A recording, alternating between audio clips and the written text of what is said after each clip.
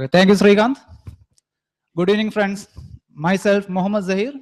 I'm working as a senior software test engineer at DBG. Welcome to Tech Bytes.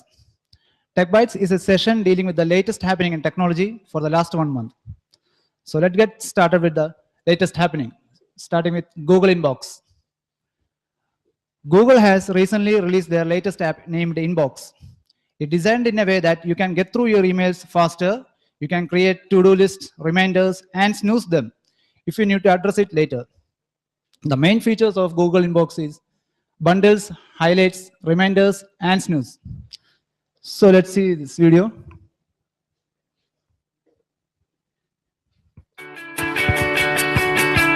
Meet Inbox, a new app from the Gmail team.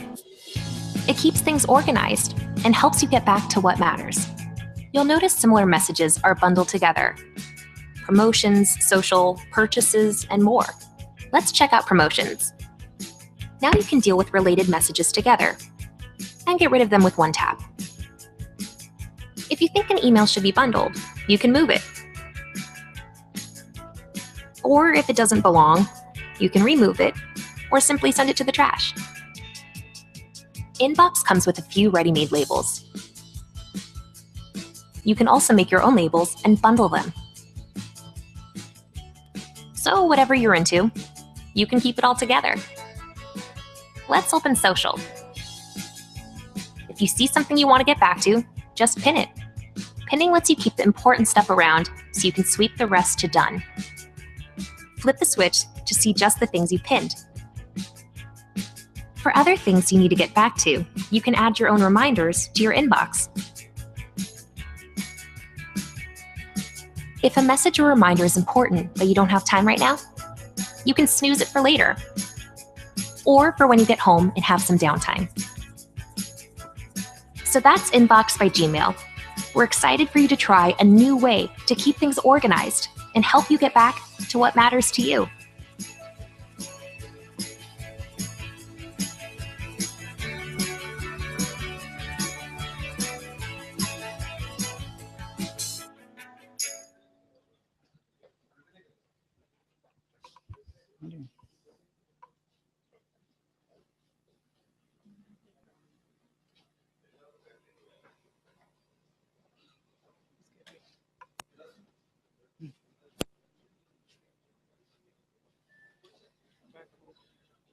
This is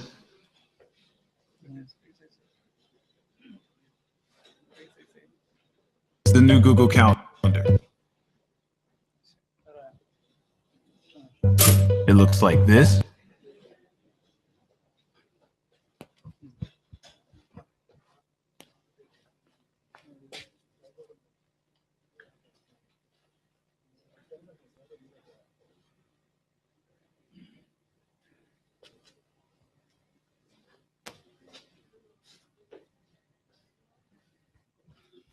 Okay, so Inbox is still in beta version. Only invited persons can access to it.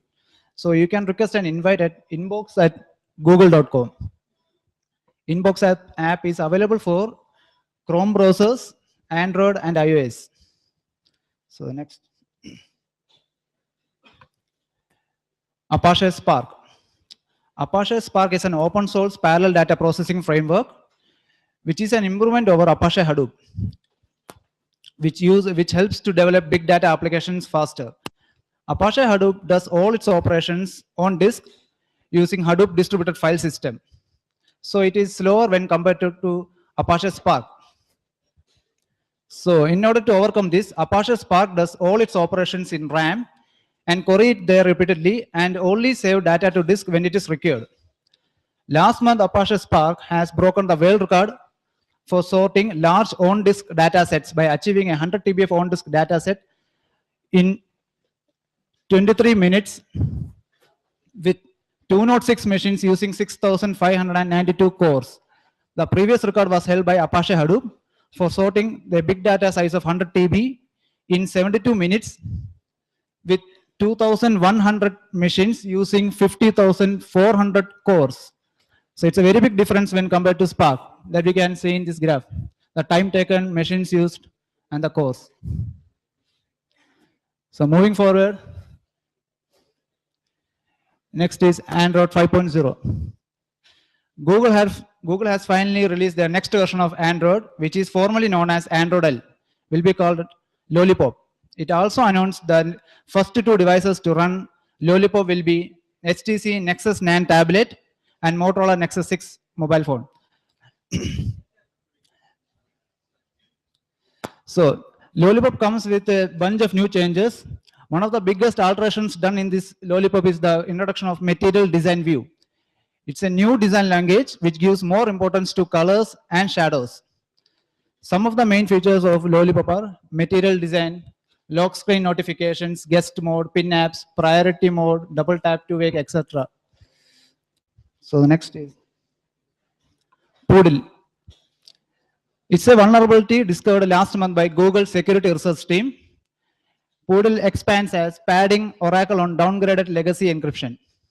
It's a vulnerability in the design of SSL 3.0, which could be used to intercept data that's supposed to be encrypted between the client and the server.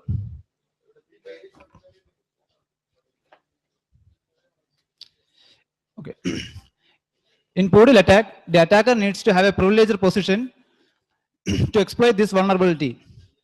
So those who are using public Wi-Fi or public networks, hotspots, can be a victim of this vulnerability. This type of attack falls into the category of man in the middle.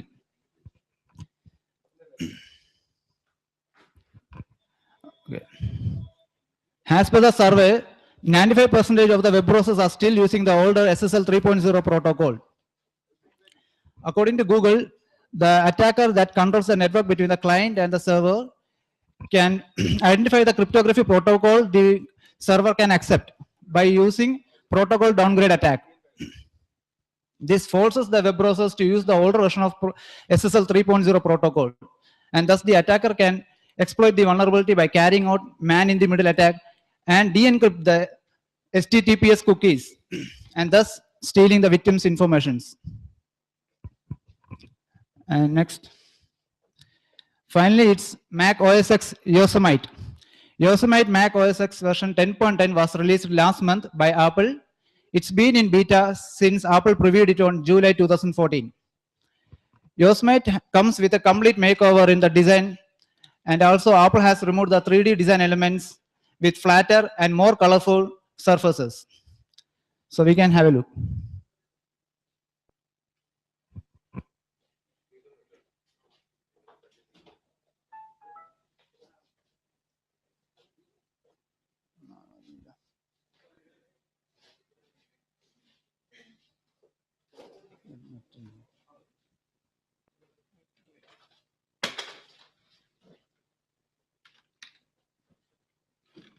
Sorry.